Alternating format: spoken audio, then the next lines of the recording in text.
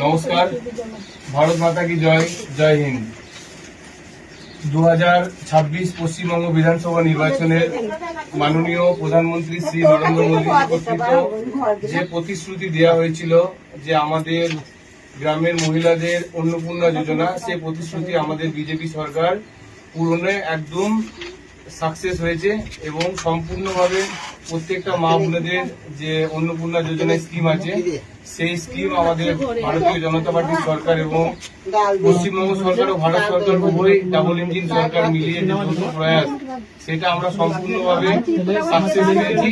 সেই সাকসেস হিসাবে আজকে আমরা তার কিছু ফর্ম, অন্নপূর্ণা যোজনার ফর্ম এখানে আমরা ফিল আপ করছি।